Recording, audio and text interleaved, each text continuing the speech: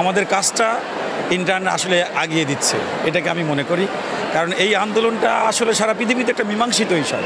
এটা আন্দোলনের বিষয় না, আদালতের বিষয় না, এটা অবশ্যই একটা পৃথিবীতে মীমাংসিত বিষয়। আমরা একটা বিচ্ছিন্ন একটা জায়গায় বসবাস করি না। বাংলাদেশ পৃথিবীতে একটা ঐতিহ্যবাহী দেশ, সেই দেশ সারা পৃথিবীর সাথে তাল মিলিয়ে চলবে, এটাই তো স্বাভাবিক।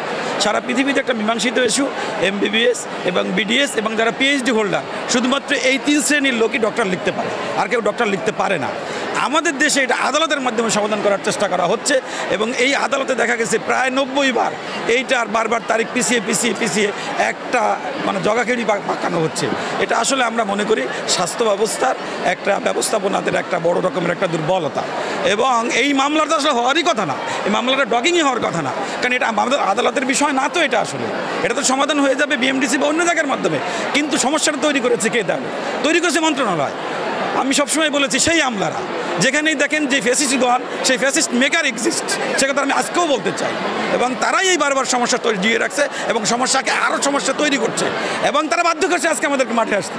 সুতরাং আজকে সবখানে দেখেন প্রমোশন সব জায়গায় হয়, আমাদের ব্যাপারে তাদের সময় লাগে, অন্য কোথাও তো সময় লাগে না। আপনারা যখন সুপার নিউমারি নেন তাদের তো কোনো সময় লাগে না, আমাদের ব্যাপারে সময় লাগে। তার মানেটা কি? আমাদের সমস্যাকে জিইয়ে রেখে আপনারা গোলা পানিতে মাছ শিকার করতে চান, এটাই হচ্ছে আমাদের কথা।